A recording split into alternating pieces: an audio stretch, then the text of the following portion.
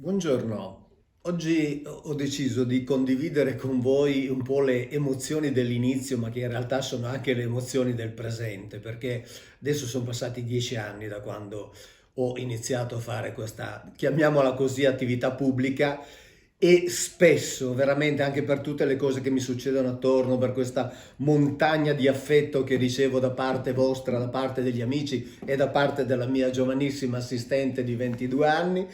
io che ovviamente partecipa e la cosa mi fa molto piacere, lei lo fa in un modo, vedete, assolutamente naturale e condivide. Allora, ho deciso veramente di raccontarvi il Bereshit, cioè in principio, perché alle volte io stesso mi chiedo come ho fatto, come mai sono arrivato fin qui, in sostanza, a raccontare queste cose, aver scritto tanti libri, eccetera. E in principio vi farò vedere delle cose di cui nessuno è anche a conoscenza, vi farò vedere così, degli scritti che rappresentano proprio l'inizio e che appunto in quel momento per me sono state fonte di grandissima emozione. Io, sapete, dopo il liceo, il latino, il greco, ho studiato l'ebraico con un insegnante della comunità ebraica della città, della mia città, e poi ovviamente avevo iniziato a tradurre per conto mio, perché facevo tutto questo esclusivamente per mia passione personale. E sempre per mia passione personale, per esercizio, io mi sono scritto a matita in ebraico tutto il libro della Genesi, con quindi la riga in ebraico, la riga con la pronuncia e la riga con la mia traduzione letterale. Qui sono 400 pagine e quindi questo è un po' un mio, così, mio primo bambinetto, ecco, lo custodisco veramente con grande gioia e con l'emozione del ricordo di quei primi momenti. Poi ero passato alla traduzione dell'Esodo e in quel momento, almeno in quel momento ho visto che le edizioni San Paolo avevano nella loro collana della Bibbia ebraica interlineare, cioè la Bibbia tradotta riga per riga, parola per parola, cioè in modo appunto come si definisce interlineare, proprio l'Esodo. E allora mi sono detto, va bene, facciamo così, per controllare quante stupidaggini faccio nelle mie traduzioni, mi traduco un paio di versetti e vado a controllare sull'Esodo tradotto dalle edizioni San Paolo e vedo un po', insomma, gli errori, insomma, tutte le cose che faccio. E così ho cominciato. Ho cominciato, poi a un certo punto mi pareva, ovviamente, che in un certo versetto ci fosse una parola ebraica che non c'entrava nulla al posto di un'altra. E allora ovviamente con molto timore, con molta umiltà, ho mandato un'email e ho scritto, quindi alla cortese redazione della Bibbia ebraica interlineare, e dicendo nella speranza di fare cosa gradita e ripeto con molta umiltà, ho detto nel capitolo 33, versetto 16, pagina 195, eccetera, nella prima parola a destra si trova il termine Elai, mentre ci dovrebbe essere il termine Iwadah. La traduzione in italiano è corretta e si riferisce proprio al termine Iwadah, però in ebraico c'era stranamente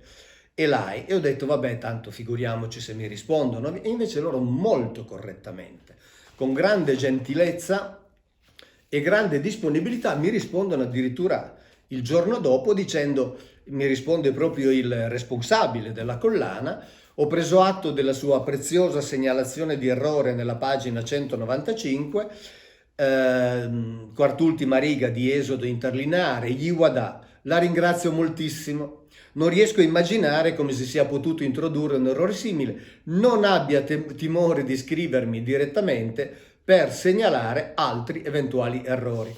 Potete immaginare la mia emozione, ovviamente ero alle mie primissime traduzioni e veramente, insomma, ricevere una risposta da una casa editrice così importante era per me fonte intanto di gioia, vabbè, insomma, una conferma, e poi, insomma, non me l'aspettavo. Allora poi mi sono fatto forte di questo invito, non esiti a segnalarmi eventuali cose, io sono andato avanti a tradurre l'Esodo e man mano che trovavo qualcosetta me lo segnavo a parte e quando sono arrivato alla fine della traduzione dell'Esodo ho mandato un'altra mail nella quale appunto segnalavo che per esempio a un certo punto c'era stata una inversione in una traduzione, che per esempio in certe parole ebraiche in una era stata sostituita, c'era una lettera shin invece della lamed, in un'altra dove dico il termine eccetera contiene la lettera nun prima del suffisso pronominale, ma non ci dovrebbe essere la lettera yod e così via. E dico anche, scrivevo anche sempre ovviamente con un po' di reverenza e timore, sono certo a questa persona che vorrà perdonare il tempo fatto perdere qualora avessi commesso io un errore in queste segnalazioni. Bene, quindi ancora una volta con estrema correttezza il responsabile della collana mi risponde rapidissimamente, come si usa dire a stretto giro di posta. Ho controllato subito e attentamente le sue segnalazioni e ammetto ben volentieri che lei ha ragione su tutta la linea. Ho trascritto tutto sulla copia di Esodo che teniamo a disposizione per una eventuale ristampa, mi riscriva ancora se occorre, la saluto, le auguro ogni bene, eccetera, eccetera. E quindi io sono andato avanti.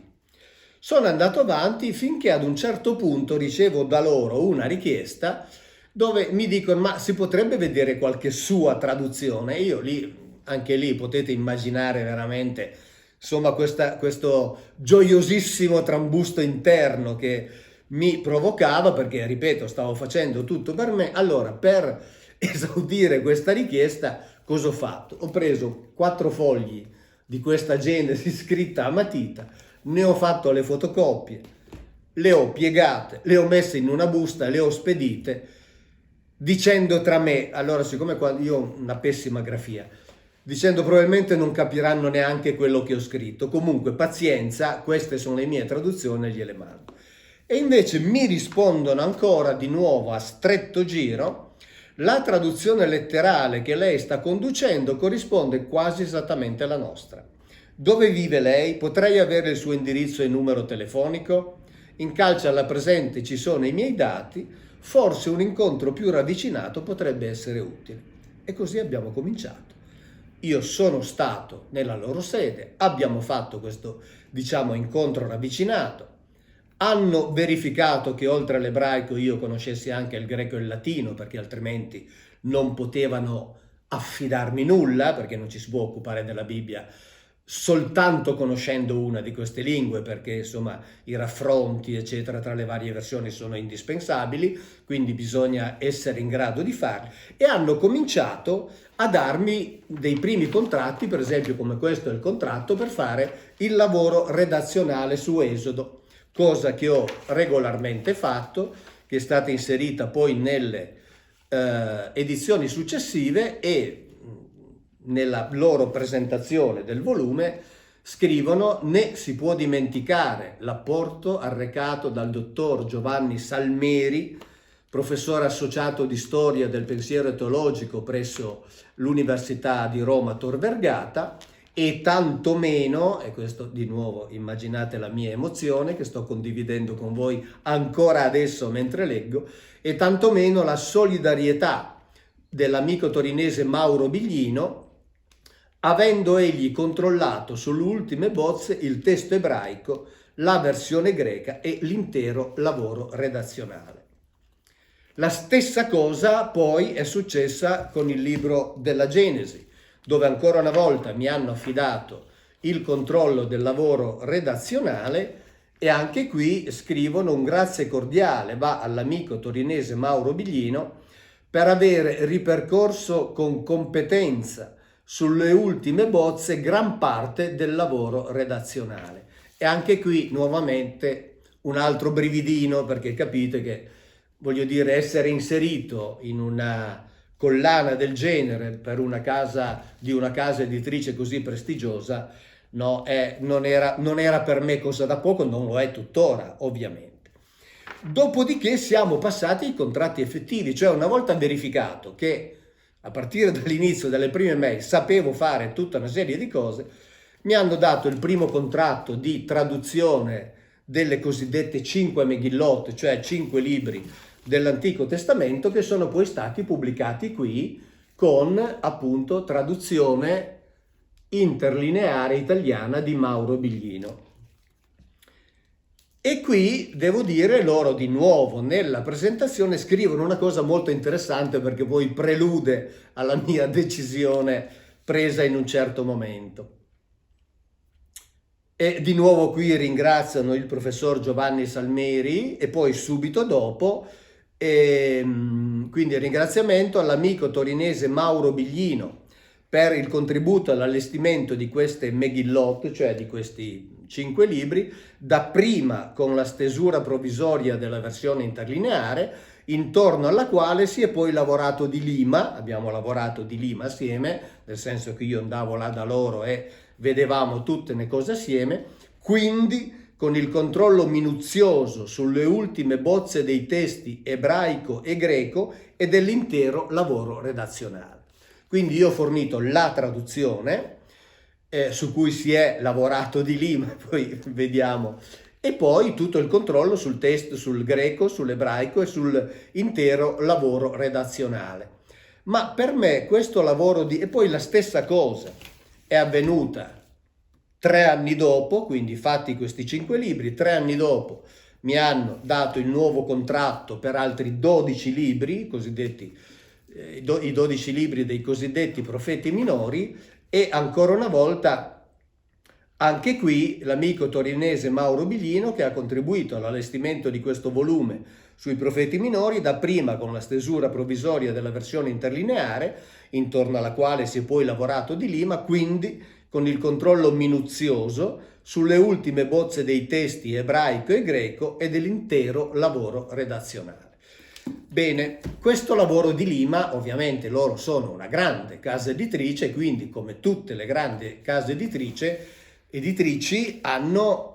il potere contrattuale ovviamente di intervenire sul lavoro dei loro collaboratori, e quindi giustamente lo potevano fare, anche perché, come era scritto nel contratto, l'incarico è con riserva di gradimento, cioè loro dovevano stabilire se la mia traduzione andava bene, gli piaceva, e soprattutto perché io dovevo rispettare la fedeltà all'originale.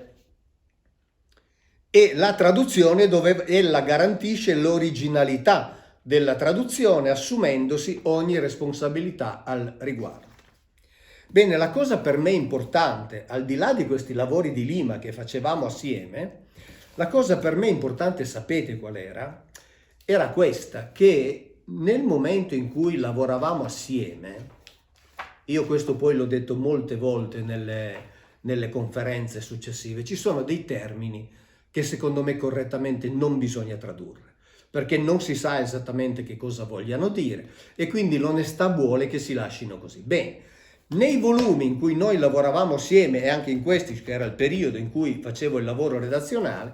per esempio il termine Elohim anche in italiano rimaneva Elohim, cioè non lo traducevano con Dio. Il termine Yahweh, per esempio qui c'è un sacco di volte, il termine Yahweh rimaneva assolutamente sempre Yahweh, come potete vedere, e non veniva tradotto con l'Eterno, come invece si fa qui. Per esempio c'è parola di Yahweh, no? Normalmente Yahweh viene tradotto con l'Eterno, che è una invenzione pura. Bene, la mia grande soddisfazione era che in questi volumi Elohim rimaneva Elohim, qui per esempio anche Ruach è rimasto Ruach, altro termine, come dire, su cui si discute parecchio. Yahweh non veniva tradotto con l'Eterno, ma rimaneva Yahweh, e questo per me era fonte di grandissima soddisfazione, perché effettivamente, dicevo, questi termini non si possono tradurre, non si devono tradurre, perché tutte le traduzioni fatte sono invenzioni, e quindi con grande soddisfazione, grande emozione mia, sono rimasti così. E quindi io sono andato avanti, poi loro ancora mi hanno successivamente scritto altre mail per dirmi, per esempio, dopo tutta una serie di accordi, dove mi scrive sempre il Don Beretta, cioè il responsabile: dunque, se lei è d'accordo, io le chiederei di cominciare la traduzione di Giosuè e di Giudici. E quindi poi con le mail di risposta, eccetera, e quindi io fatto anche la traduzione di Giosuè e Giudici, e ovviamente poi queste non sono state più pubblicate perché io nel frattempo, e siamo nel 2010, ho cominciato a raccontare ciò che mi pare veramente di leggere. Cioè, diciamo così, sono uscito da quei leggeri lavori di Lima, che mentre qui ero contento perché comunque Elohim, Yahweh, Elion rimanevano tali e non venivano tradotti, c'erano altri piccoli lavori di Lima e io ho detto adesso comincio a raccontare al di fuori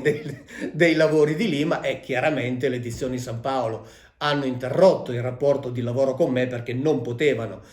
li capisco ovviamente, accettare queste mie traduzioni, ovviamente che non sarebbero mai potute entrare all'interno, diciamo, di produzioni di una casa editrice cattolica, ma devo riconoscere a loro che questo rapporto comunque, come dire,